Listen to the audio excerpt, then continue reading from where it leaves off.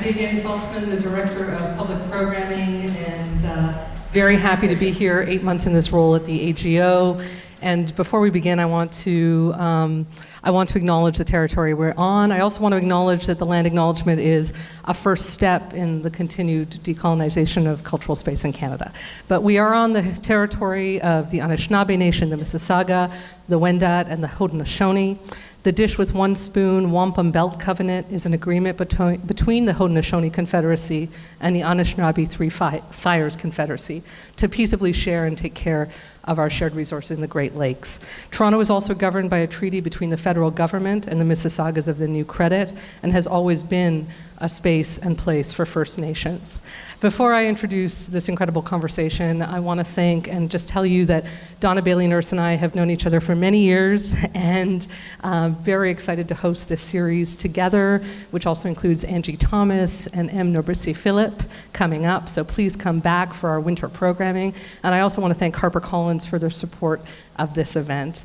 Tonight I am thrilled to welcome, I think for the first time speaking here, Essie Edugyan, who I am a great fan of.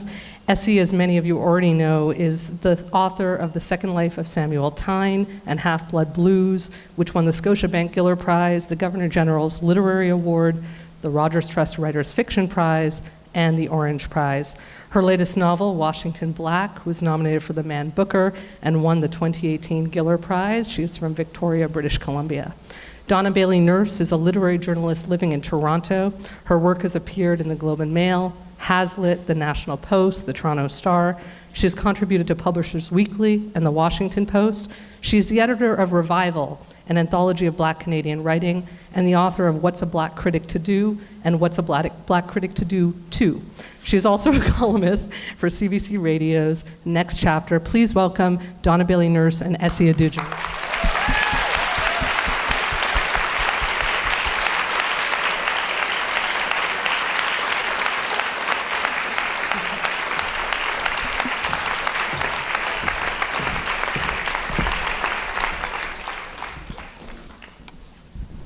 Hi, everybody. It's wonderful to have you all out tonight. Thanks for coming. I've been so excited, Essie. So great to have you here. First thing I want to do is congratulate you again on your marvelous Giller win.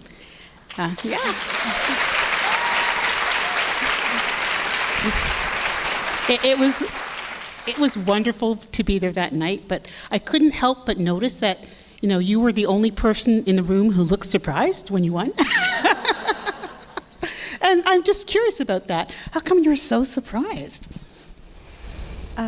Well, first of all, I want to say I'm thrilled to be sharing the stage with you again. It's been a while. It's been a while, yeah. I'm really, really excited about this. And thank you to everybody for coming. This is a wonderful turnout. So I was surprised for, I guess, a couple of reasons. It had been a very long awards season. I had I'd been to the Man Booker Prize in England, and it was my second time at that dinner. That's right. Yeah. And I'd been quite disappointed that evening. And then again, I think I saw you at the Rogers Trust Fiction Prize, and again had sat through the ceremony and been disappointed. And so I just, I think that this kind of colored my frame of mind. But also, I had just won the Giller for Half-Blood Blues, which was the book that I wrote right before Washington Black, and I just didn't think that was a possibility, that I could win it again. Oh, you're the first for back-to-back books? Back-to-back, yeah. So. Is it kind of like with Barack Obama, when he said second time's even better, even more special? Do you feel that winning for a second time has, sort of altered your sense of yourself as a writer? I feel like when I did Half-Blood Blues, and when you have a book, I had come sort of from nowhere. Like, my first book had sold 10 copies, and everybody who bought it was related to me. So I sort of, and I had such a hard time getting Half-Blood Blues into print. Like, this was just an epic thing where nobody would buy it, and it finally got purchased, and then the publisher went bankrupt, and and then it didn't have a home. So this was like a really long thing, and so it was kind of a miracle that I ended up winning the Giller with that book. But you just sort of, I think, you sort of understand how much chance and luck is involved in these things. And so when I set out to do a follow-up to Half-Blood Blues, I had a lot of people asking me if I was going to be writing about jazz again, or about World War II. And I just thought, I've said what I have to say about that, and I'd like to do something totally different. And that's always a nerve-wracking thing as an artist, to completely branch out and do because people new. are expecting a similar thing. Yeah, or that's what they want from you. Yeah. And so to have this book, do well again was. It was a bit of a mess when I was writing it, so my husband always says, it's so strange that this is the fate for this book that was such a mess at the outset. Thank you, Steve. Right? Yes. I guess I feel affirmed in the fact that now I feel like I can write what interests me and what I like. Right. And it can be totally different from those two books, and that's okay. Right. And that's a great place to be, I think, artistically. Yeah. I was just thinking how crowded. I know when the Giller Award comes, it's a crazy mad year. But I guess you've probably had some downtime over the holidays. And Essie has 2 young children. And I was just wondering, especially Cleo, how old is your daughter now? My daughter is 7, and my son just turned 4. Right. So are they getting a sense now? Like, what do they think of Giller? Do they know from Giller? I guess my daughter kept asking all fall when I was away, did Mommy win the contest? And then, my husband would say, oh no, she didn't win that one. And okay. But it's just, I don't think they really have a concept of what it is that we do. She's very bookish, so she reads a great deal. And I think it'll be interesting to see what she thinks of our novels in the future. Right. But, yeah, I think they're still too young to really understand what it is. So Essie's husband is the wonderful novelist and poet Stephen Price. And I just wondered, what would it be like to be married to another writer? I don't know. Is it so? I mean, do you have very different writing habits? Do you keep different hours? And I'm just wondering about that. How does that work? Yeah, no, we've always kept the same writing hours. Do you work together in the same room? Oh no. He's, as you said, he's a poet as well, and poets, or some of them anyway, have this habit of speaking aloud as they're writing. So he's constantly muttering, and it drives me crazy. I could not be in the same room as this. But we met when we were very young. So I was 19. And we met in the writing program at University of Victoria, and then we both went to graduate school. I was in Baltimore at Johns Hopkins, and he was at the University of Virginia, and so we were only 3 hours apart. Right. So we feel like my entire writing life, he has been there. Right. And he reads all of my work, almost every draft, until he gets sick of it. So he doesn't read the final draft. But he's been just amazing. He edits everything. He brainstorms with me, and likewise, with his work, I edit what he does, and we talk about it. And it's just, I couldn't imagine sharing this life with somebody who wasn't a writer, and I just respect him so much. Wow, that's wonderful. So that's wonderful. It works really well. First I want to say, before we start talking about the book, I want to say how much I thank you for this book. And I know that from my heart. It's absolutely true. It's one of my favorite novels of all time. And, I love so much about it. I love the style in which it is written. I love the characters. I love Washington, Kit. I love Titch. And I just enjoy so much the echo of all the great literature that is in the work. But maybe most of all, I love the way you bring all of that to bear, for me, on Black Canadian experience. And I can't even tell you how much I appreciate it. Can you give us a quick synopsis of the book for the people here who maybe have not read it as yet? Sure. So, can everybody hear me? I was told to project. Okay, yeah, okay. I'm going to project. Is this better? So Washington Black is a novel that is set in the 1830s, and it is the story of the eponymous hero, so Washington Black, who is an 11-year-old field slave who was born on the plantation. So he's known no other life but one of great hardship and brutality. And he is really surprised to find himself one day taken to live in the quarters of his new master's brother, who's a man called Christopher Wilde, or Titch. And Titch is just, he's unlike any other white man that Washington has ever met. He's a scientist, he's a gentleman scientist. And he's an explorer, he's a naturalist, he's an illustrator, he's an inventor, but he's also an abolitionist. And it's through his removing wash from his field work that Washington really starts to feel his first stirrings of personhood and to understand that he too has gifts to offer the world. So that's the novel. Can you just talk just a tiny bit more about the nature of their relationship? Or I can just say they become very close friends. They're almost like family to one another. This little black boy and this white man. And I bring that up because I'm going to ask you more about it. With your last novel, Half-Blood Blues, you say when you were writing it, you were so immersed in jazz, and that even though you really like silence, like I guess Steve can't even mutter when you're writing.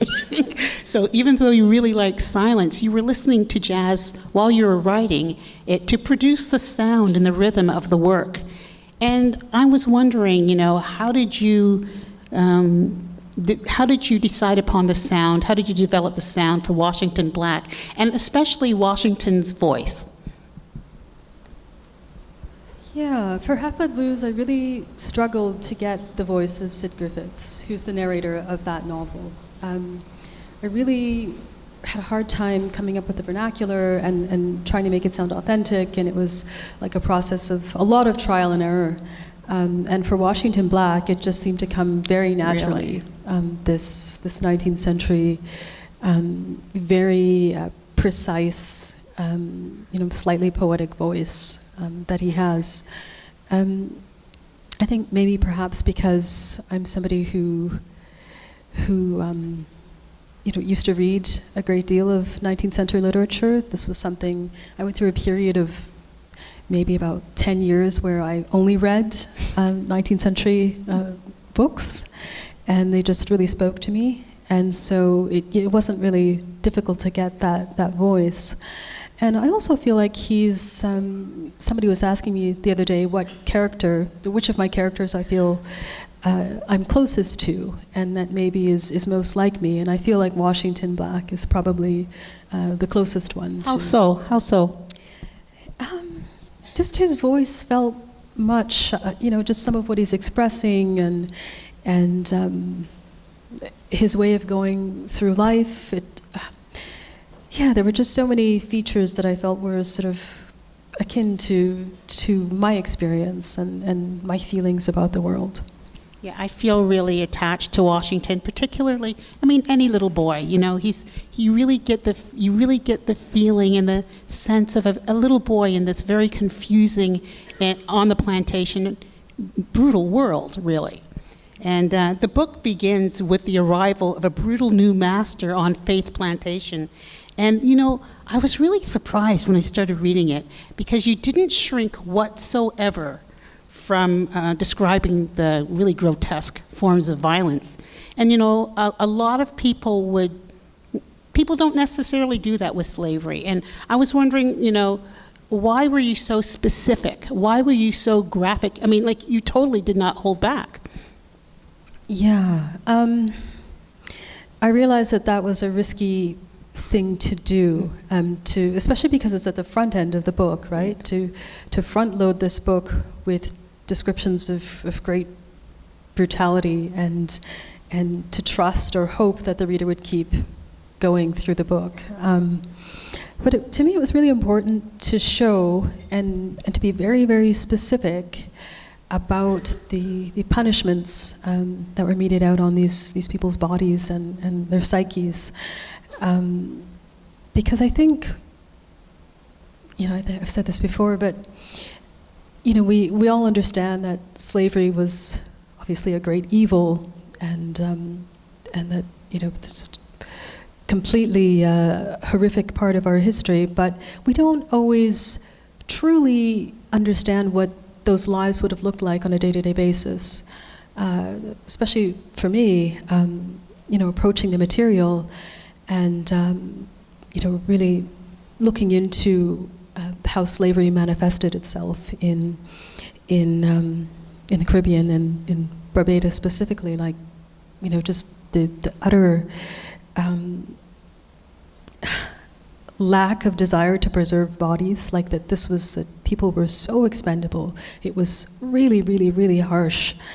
And I just felt that to pay tribute to those lives, it was really important for me to depict, as best as I could anyway, just how hard that would have been. Right. It must have been excruciating to research that and to write it and to put yourself inside that. And, the cruelty is quite barbaric. And so, how did you even go there in your imagination? And, how'd you go there? How'd you come back even, Did you end up carrying that with you?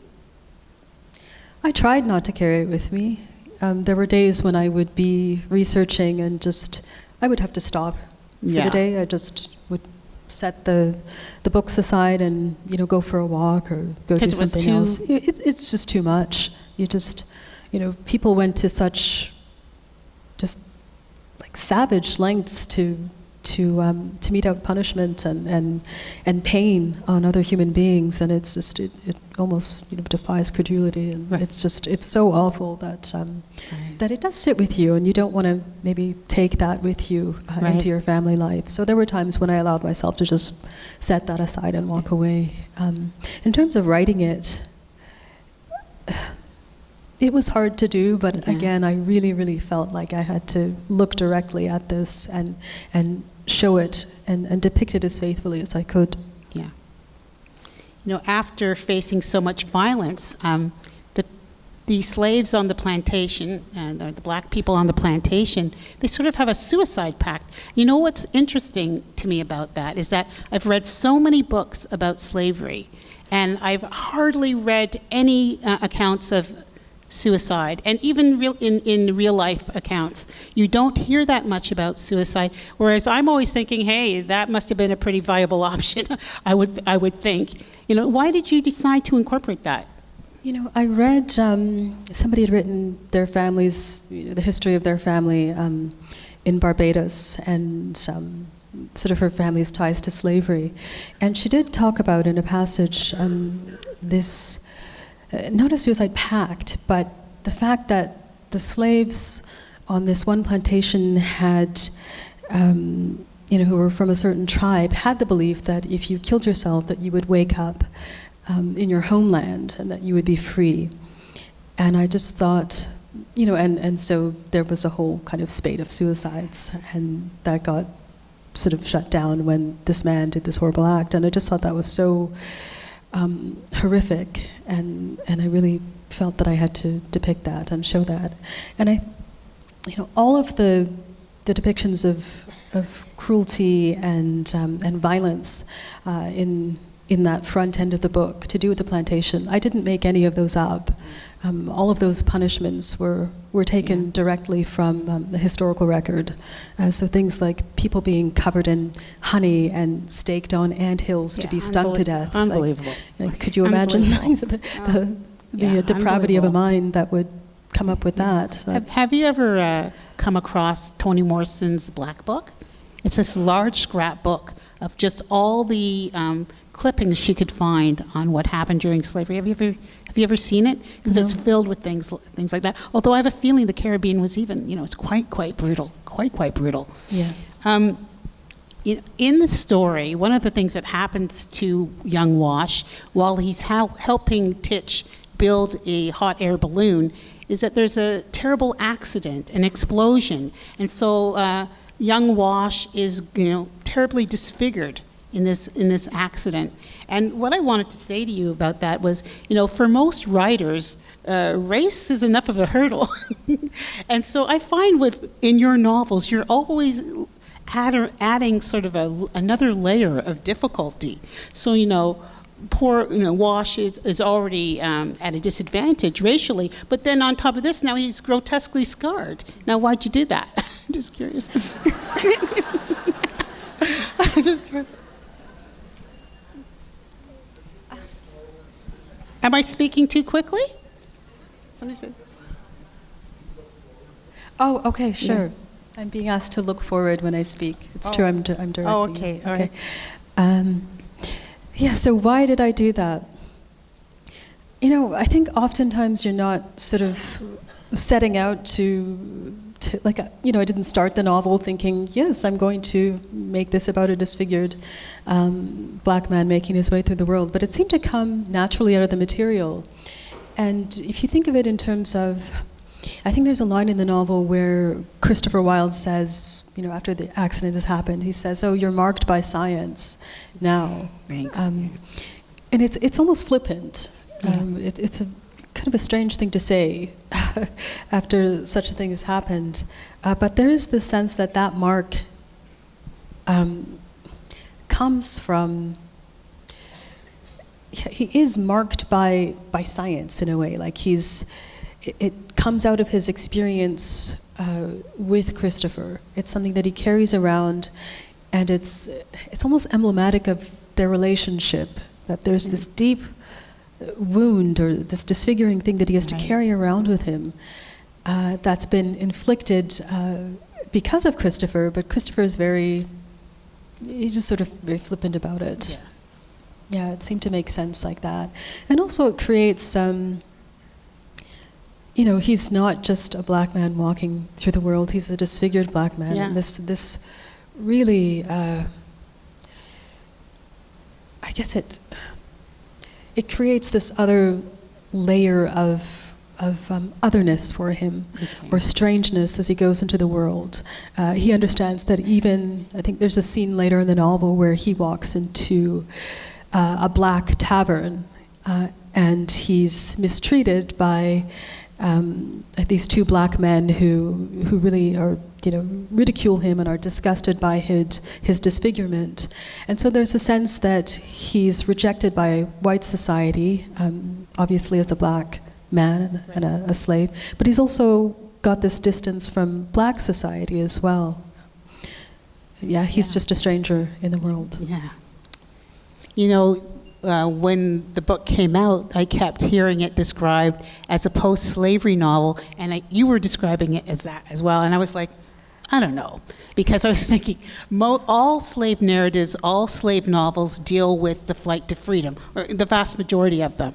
But then I read something where you said that Washington Black is really an exploration about an examination of what it means to be free. And I thought, yeah, that's true. It is post-slavery in that way. Can you talk a little bit more about that? Yeah, so obviously there's that first section that takes place on the plantation, but really the novel is about him going into the world and having to, first of all, redefine his ideas of what it means to be a free person. Because very early in the novel, there's a woman called Big Kit, and she acts as his protector on the plantation until he's taken away from her by Christopher Wilde.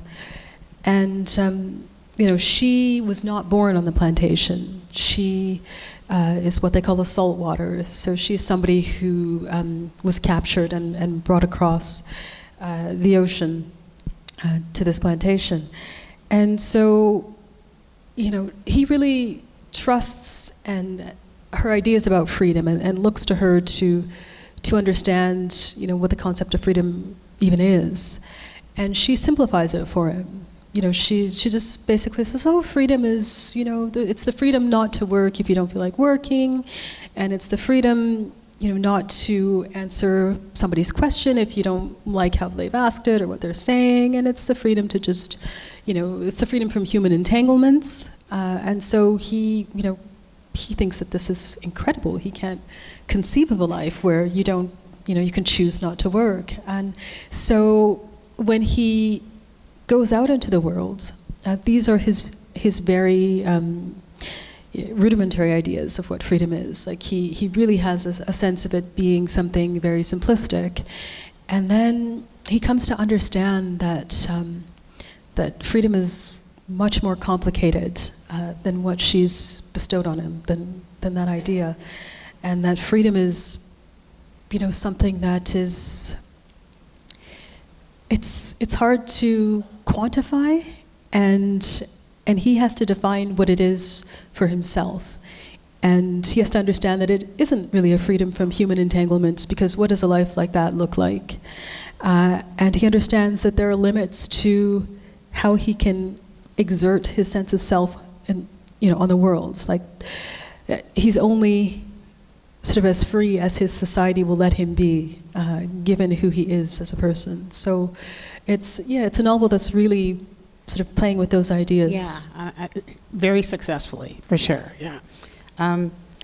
So many people say, especially a lot of young black people say that they're tired about stories about slavery. But, I still feel like we hardly know a thing. And I still feel like if I read, a book a day, I'm still going to learn something new about slavery, every day. From doing your research and from having many interviews, what have you found that people don't really know about slavery, or what are popular misconceptions? And also, what did you learn? That's a good question.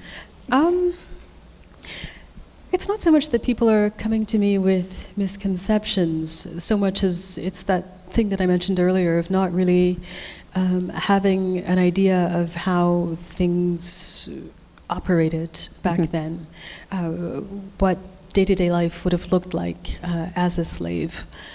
And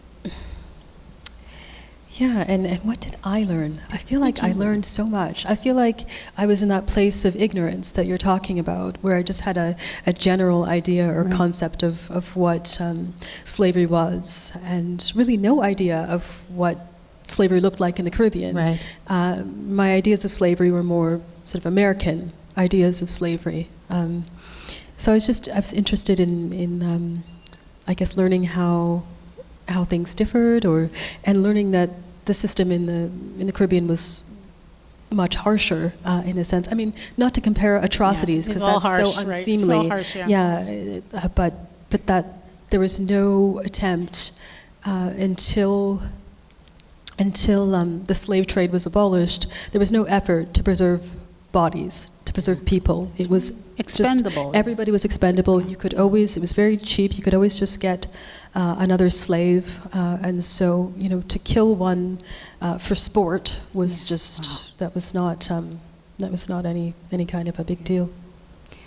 So I guess it's really the same question. Like when people might say, why do we, why do we have to have so many stories about slavery? I actually don't think we have that many, but people do say, I keep hearing this story. I keep hearing this story. But why do you think it's okay for them to hear it again?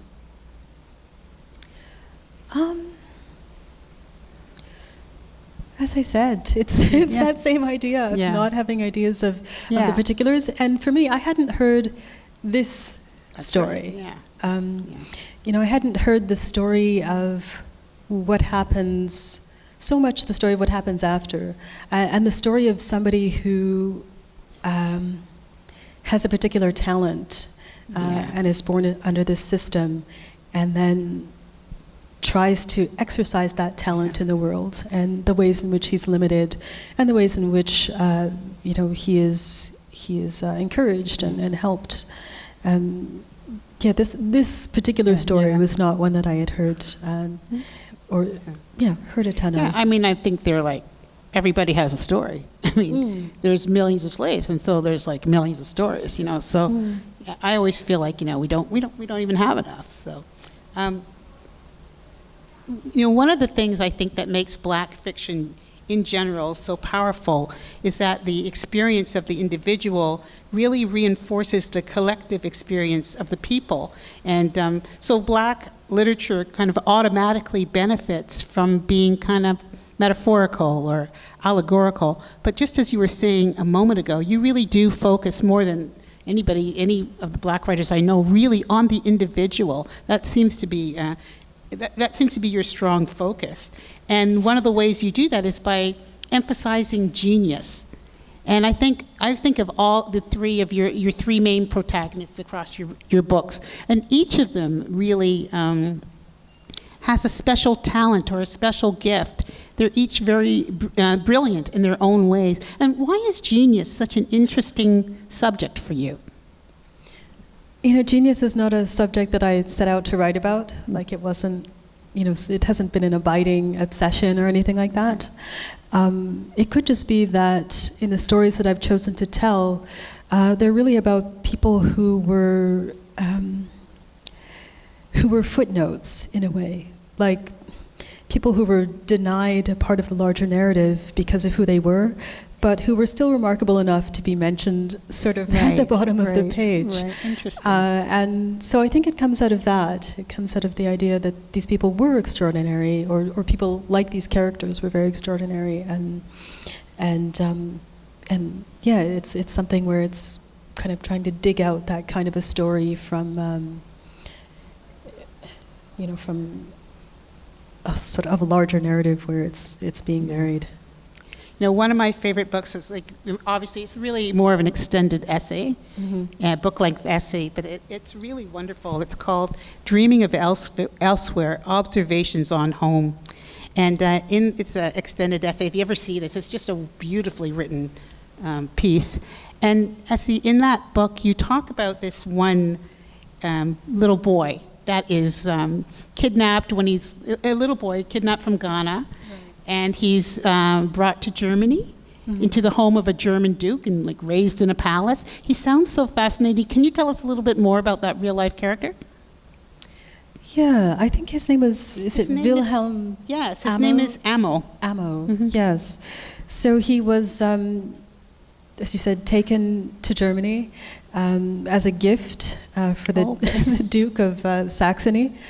And so, yeah, he was, brought as a present for this man, and this man ended up, I think, educating him, and I guess he ended up being quite an accomplished musician and a philosopher. A professor, right? Yeah. So he became a professor. Yes, he studied philosophy at the University of Halle, and ended up being a professor of philosophy.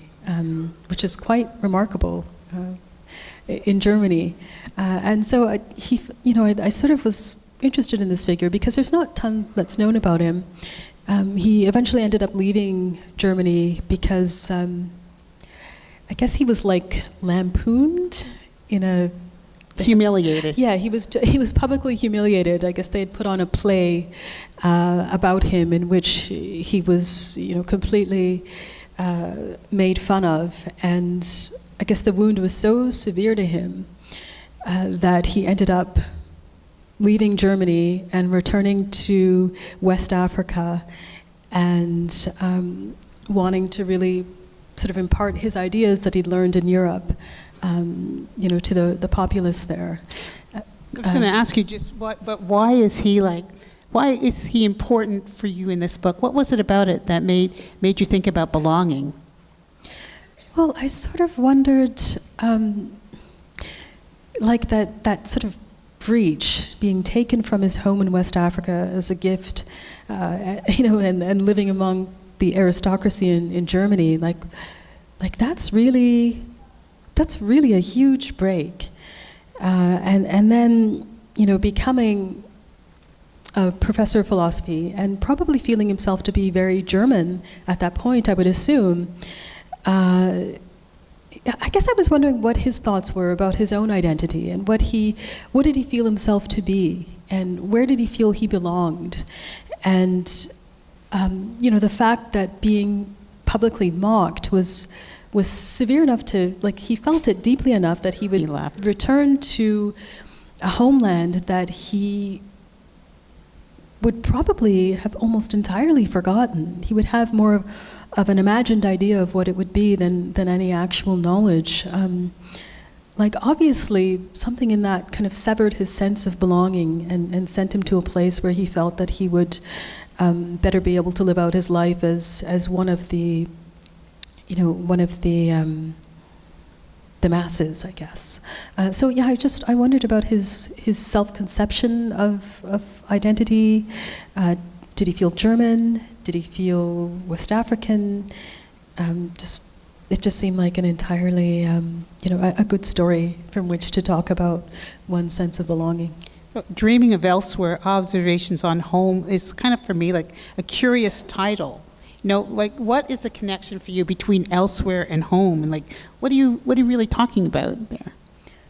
I'm somebody who, I was born and raised in Calgary, and, so I had this kind of strange, like bifurcated sense of identity, I guess.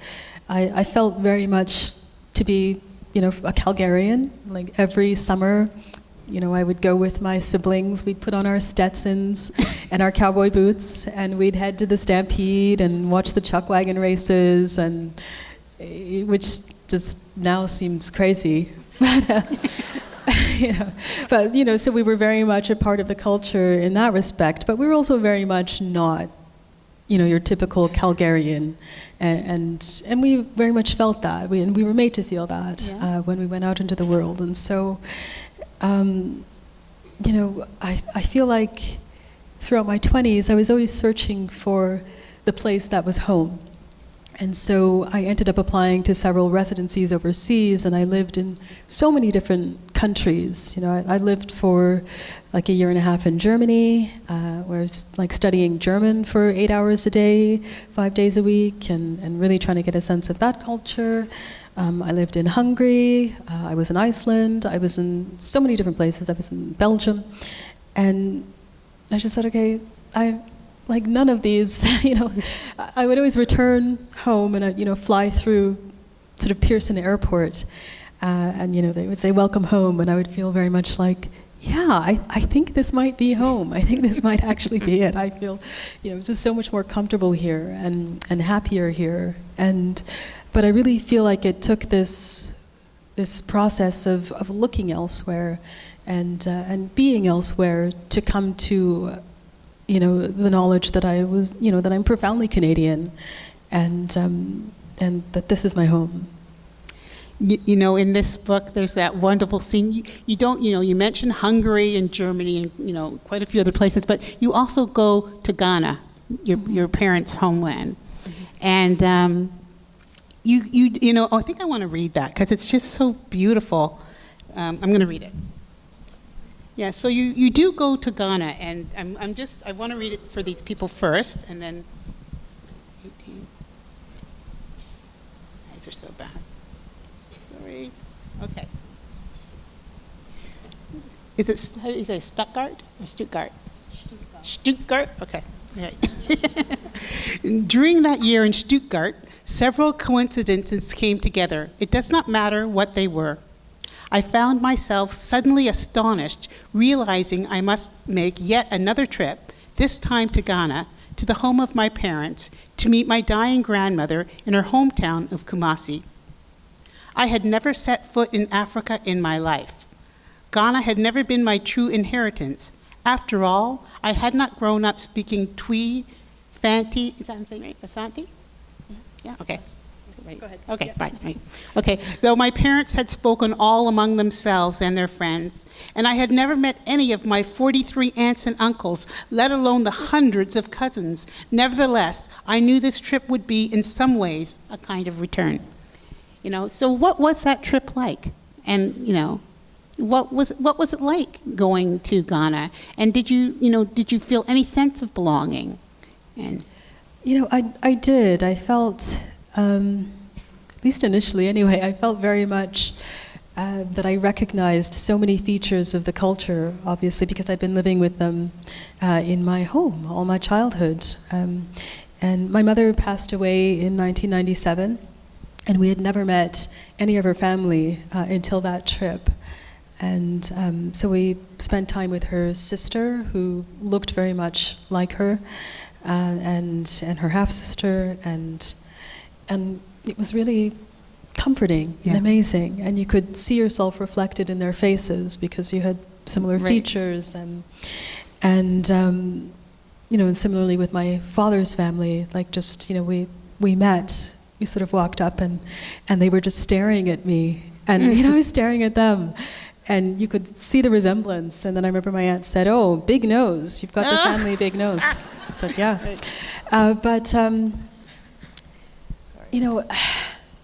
There was also a sense of dissonance there. Like we weren't from there. And it was almost like, it wasn't just a feeling within us. It was everybody around us. There was a kind of space between, because we were not from there. We were foreign to them. It was so funny. My aunts could understand, like my siblings would speak, so my brother would speak or my sister would speak, and they would speak English, and they would speak back to them, and then I would speak, and there would be a pause and then they would say to my father, "We don't understand what this one is saying." They just couldn't understand, I guess. I don't know if I have a different mode of speaking, but there was definitely a feeling like you are not from here. We don't speak any of the languages. We're obviously in Western dress, so and in the end, you would sort of walk around, and then people would be like calling you, "Oh, white person," So you were called white person, and that very much let you know that you were not from there. So that was something that also, I guess, came to establish or deepen my sense of roots to Canada. Is the sense of I'm not from there either. Right. Like that's my background, and that's where my father is from, and these are my roots. But I'm very much somebody who's from Western Canada, and that's my home. Reaffirmed. Yeah. We talk a lot, particularly in Black Canadian circles, and Black Canadian literature talks a lot about belonging. Sometimes it gets on my nerves a bit because the word belonging you can swing both ways. Belonging can mean being accepted, fitting in, and belonging sounds a lot like slavery to me as well. But you write something really interesting, and I really take this with me. You say, "I do not think of home as a place only, nor do I think belonging the most important of our possibilities, long for it though we might." What do you think is more important than belonging, or how would you define belonging or home? I guess, it's something that I think I mentioned, that it's like, for me, home was not a birthright, but it was an invention. Like I had to, I guess like Washington, create my idea of what it meant to be at home and what home was. And I guess I found my home, this is going to sound cheesy, but I guess I found my home within the people who were closest to me. And, this is my husband and my husband's extended family. And within my own family, but we're a complicated bunch. But it was building this community of friends as well, like really close friends. This is where, I came to locate my sense of home. I love that story I've heard. I don't mean of your parents meeting, because they didn't meet in Ghana. Where did they meet? My parents were. They were both students in California, and my mother was doing like a nursing degree, and my father was studying economics in Palo Alto. And somebody was throwing, they had a mutual friend who was from Ghana, and he decided he was going to throw like a moon landing party, because he was like the only guy with a TV, so you could all go and watch Neil Armstrong. And so I guess my father arrived early, and then my mother walked in, and he said, "Oh, who's that schoolgirl? Why did you?" And somebody said, "That's not a schoolgirl, that's a nurse." And then they were inseparable, and I think they got married like 6 months later. It was very fast courtship. And they moved to Calgary. Is that where they moved? They moved to Edmonton first. Why?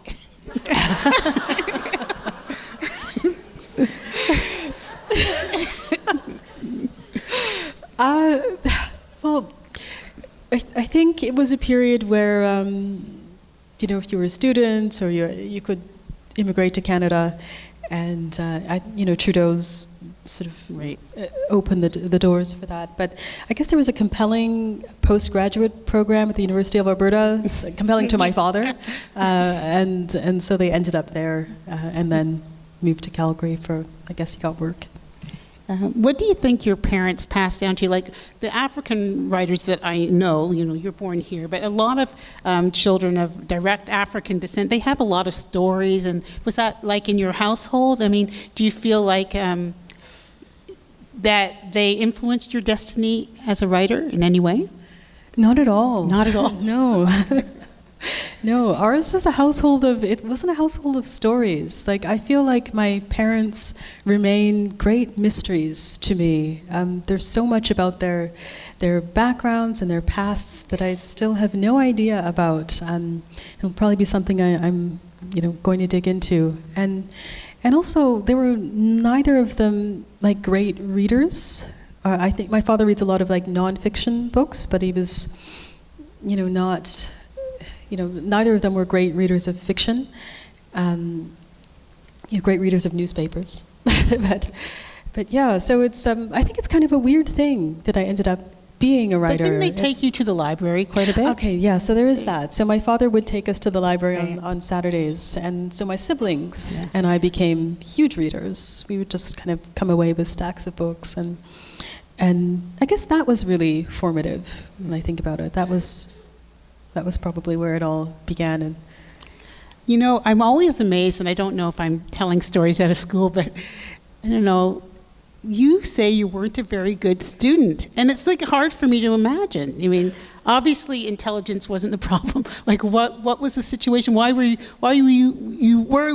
you so disinterested in school? I don't know. Like, I was always a good student in languages, so that came easily to me. But I was a really terrible student, like really, like just the worst grades. And this is kind of a family myth. And then my sister said, "Oh, I found your old report cards, and yeah, it's true. You were terrible."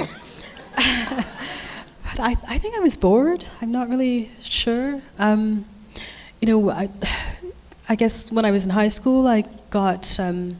There's a really fascinating and amazing science teacher who was hired that one year. And then I started doing well in science. I think it's just, a matter of where your interests lay, and if you have somebody who's kind of conveying the material in a way that's interesting to you, And when I got to university and I got to sort of design my own curriculum, then I was a much better student, yeah. When you were reading a lot as a child, and when I was reading, I read like crazy as well, but there were never really any black people in the books. And I never really thought a lot about it. But Jesmyn Ward, that writer Jesmyn Ward, she was saying, I would never have written about a little black girl, if I hadn't read The Color Purple. I mean, did you find that you were missing, and are you in any way addressing that? Like you, when I was a child reading books, I didn't really think about it either. It was just... that was how books were. They just didn't have any people of color in them. And it was just, that was literature. But I think for me, what was really revolutionary is when I was it was like a foundational year at the University of Victoria, and having an English teacher say, I really think you would enjoy, it was Beloved by Toni Morrison. And reading that was just huge for me. It was just revolutionary. Not only in the fact that obviously it's about black characters, but the way that she was using language. It's extremely dense. It's very poetic. It's she's just torquing English into forms that you wouldn't have imagined. And I just felt like this is incredible. And I almost felt like it gave me permission. Not just to write, but to write differently, like to try and write like that, to try and write with a high sense of music. I just got a few more questions. No, I was listening to a young black woman on the radio the other day, and she was saying, I think she's from South Africa, she's fairly new to Canada, but she was saying when she encounters racism in Canada, or when she encounters racism, she doesn't take it personally because the racists don't know her, so it's not personal. But one of the things I think about that distinguishes Canadian-style racism is that it is personal. That we all tend to know each other pretty well. And I think somehow, I can say for myself, for instance, my maid of honor who I grew up next door to ended up marrying a flaming racist. Okay, so that was personal to me, right? So I think that's sort of, I really wanted to talk a little bit more just about Titch and Washington and their relationship, because that's a young black boy and an older, and a white man, and that's an intimate relationship. And in a way, it was so complicated, and it's so central to the meaning of the story. And can we just talk a little bit about that? Sure. For me, part of what I was doing with that relationship is, I had an editor in America reject the book early on, just because he had only seen a fraction of the book. It was the early part of the book. And he said he felt uncomfortable with the sense of the great white savior. And I thought, well, he's only seen a portion of the book. And it was really important for me to subvert that idea of the great white savior, that this is not a young black boy who's going to be swept up into the world of this benevolent, liberal-minded white man and be carried off into freedom and have a perfect life or whatever. That this was absolutely not the point of the narrative. That it's designed to show the complications of slavery and how slavery, affected not just the bodies of black people, but the psyches of black people, and also diminished the idea or the sense that one might have about one's potential in the world, one's potential to exercise one's gifts, or even have an awareness of those gifts. But I also wanted to look at the effects of slavery on the white psyche, and in particular on the psyche of an abolitionist or a so-called abolitionist, somebody who views himself as being much more progressive than those around him, but who doesn't understand that he also has limitations to his thinking. And did you see that article in the New York Times a couple of days ago on Martin Luther King? No, I don't think I saw it. Okay, it was about his idea that of the damage that the white liberal can cause, and I saw the headline. So it was just very interesting because the article talked about this idea that the media in the North, in the 50s and 60s, was very much praising the heroism of black people who were obviously fighting for their rights in the South. But then, when it came to black people, up north fighting for their rights, it described people heading to the World's Fair in New York on a certain afternoon, and then black activists staging an action to disrupt traffic and to make their point about police brutality, and then it was written up in the New York Times as being unreasonable and disruptive and unnecessary. And so it's this idea that, just on an idealistic level, that we praise your heroism, we're with you, we stand with you, but if it directly affects us, then it's an issue. Yeah. And so I think, for me, Christopher Wilde is somebody who very much embodies that sensibility, that he's somebody who feels himself to be, just different, a man apart, that he's fighting for social justice and for people's rights.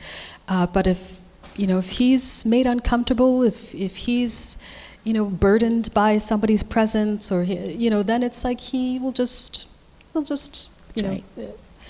unburden himself. Yeah. I like that you use the word subvert, because I find you subversive or maybe stubborn in some ways. And I think of some of the things that you do in your books.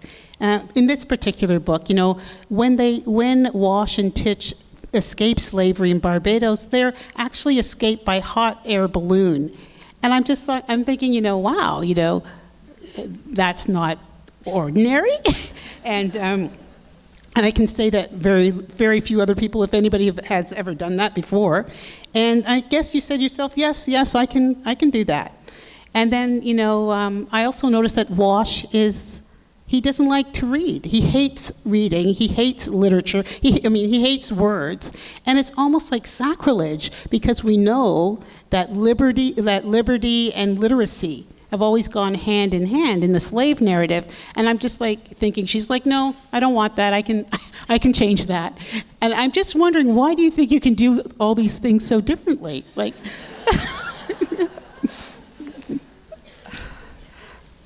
don't know. I guess.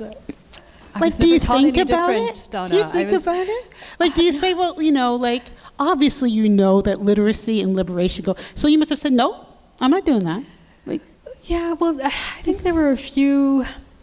It just struck me that within the period of time that we're with him, that he would never be able to achieve the measure of literacy or fluency with literature that would be, I guess, most palatable in the novel. It's just that it takes place over a very short period of time, and it just didn't seem to me a good fit. And his literacy is a fluency with drawing. It's a visual literacy, right. And that does in fact save his life, because undoubtedly Christopher Wilde would never have thought to or have bothered to try and save this young man's life if he didn't have that visual literacy that was so prized by him. So, that was more my thinking with that.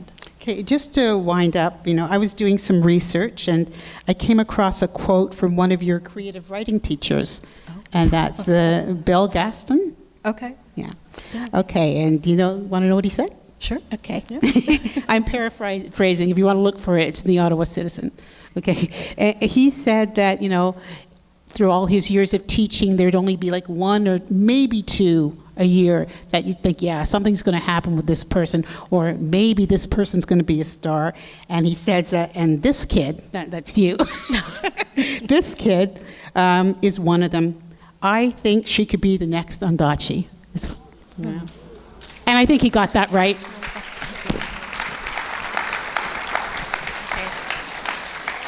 Yeah. Essie, thank you so much for this conversation. Essie, did you? No, thank you. Thank you.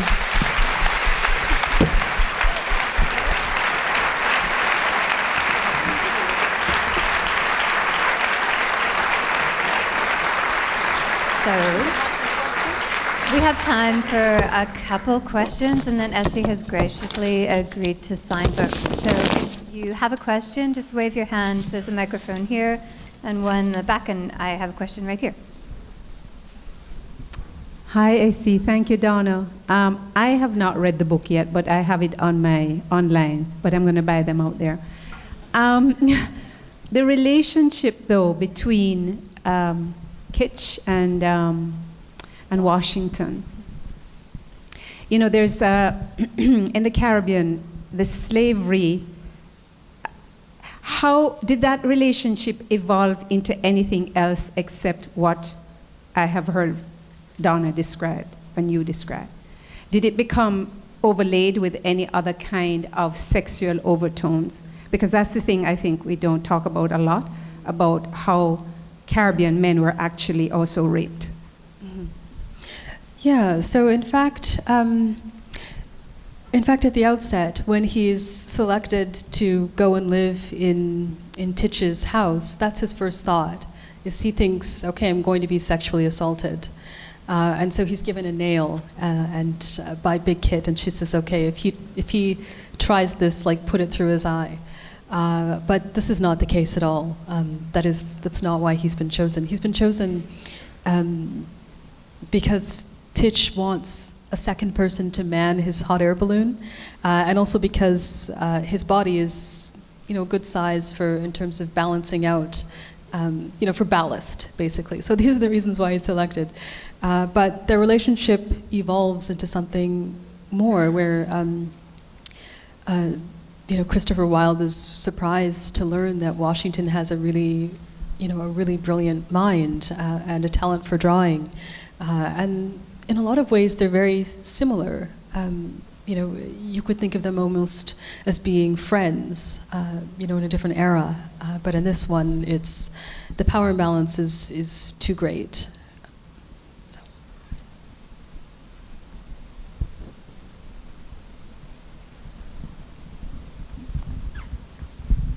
Hi, good evening. First of all, I'd like to thank both of you for this event. My question to you, Essie, is if you consider yourself like a role model for someone like me, I guess, who's just starting off writing, because I feel like we're at this point right now where we have Black women leading both in literary fiction, you, and in speculative fiction, N.K. Jemisin. So I'm just wondering if you consider yourself a role model.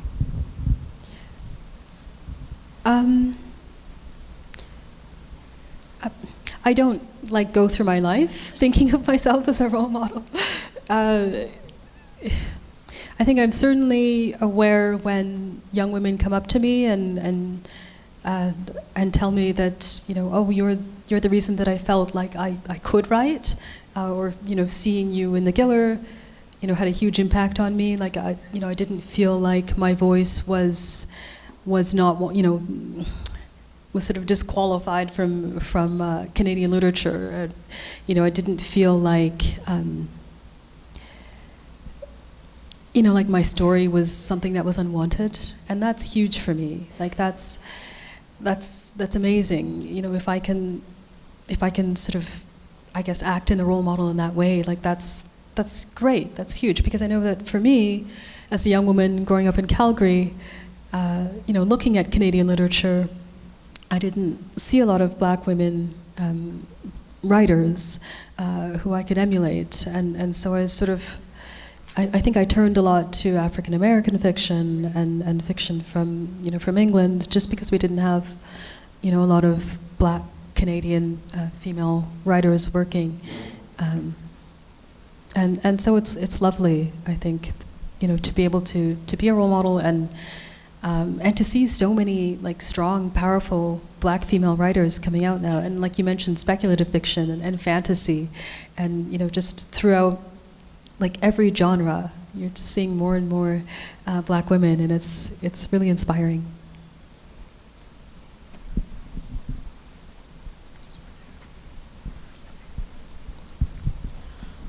What or when did you come to understand that writing was what you were about?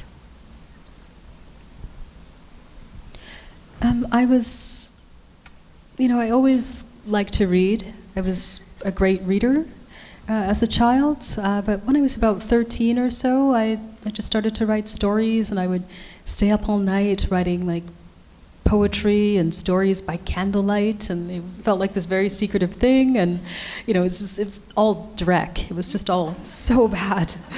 But I really had a sense of myself as being a writer, and this being possible, and it was all very exciting. But it wasn't until I went to university and I kind of had to choose what I was going to major in that I ended up choosing creative writing. I thought that I might be like a visual artist, because I always loved to paint as well. But I'm a terrible painter, so I don't know why I even thought that was a possibility. But I really longed to be a painter.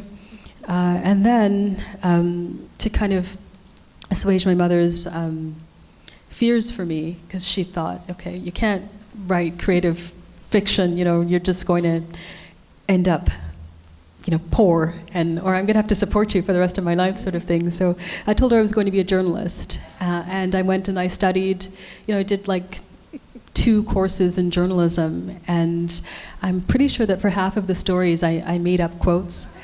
So I just thought, this is not going to work, you can't do that. So then I ended up in fiction. So it was just a very kind of circuitous process, and this is what I stuck with.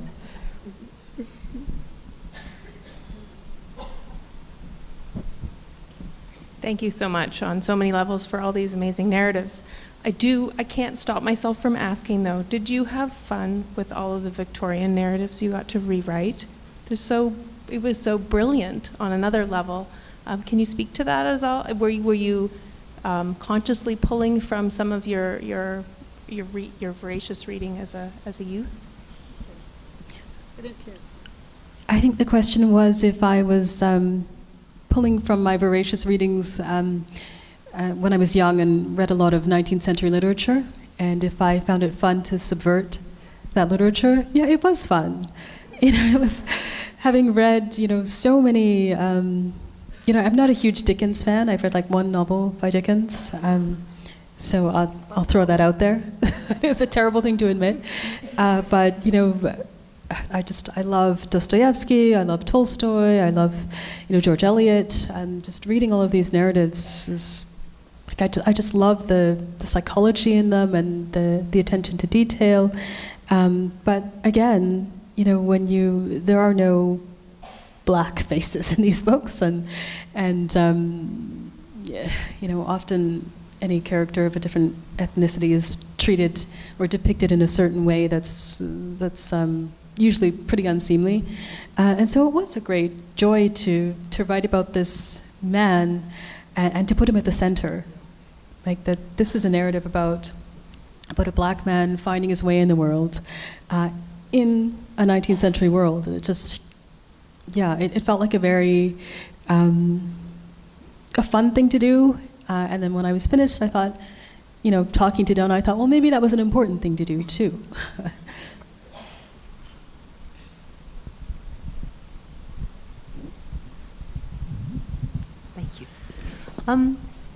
We were just talking about your choice at the end of the book, where Titch is in Morocco, and again, he has a young boy assisting him, and in one part it mentions that they slept together, like they slept side by side. What was the reason for that detail in Morocco?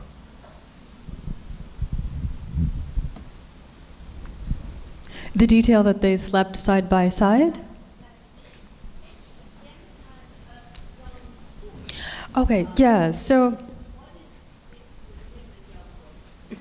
Yeah. Yeah.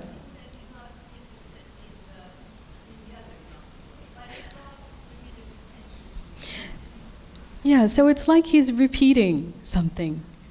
And we're told that, before the novel even began, that he had been in Istanbul, again with a young boy as his assistant.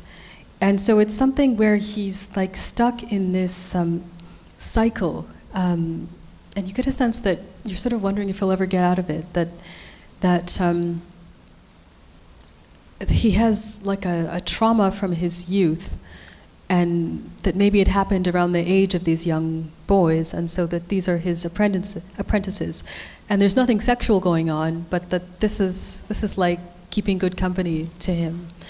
And it's also somebody who will act as, will do his bidding, whether that's sort of carrying around his instruments or, it's not somebody who's his age who would have their own desires and whims to go off in the world. And it's somebody that he has a very strong impulse to educate, I think. He has a real desire to impart his wisdom, and he can do this with a young boy, that he can shape their minds, and that's something that's very important to him. I think we're at time. I know there's still questions in the room. Maybe you can sneak them in at the book signing table. But for now, I'd like to thank Essie and Donna once more for your great conversation tonight. Thank you.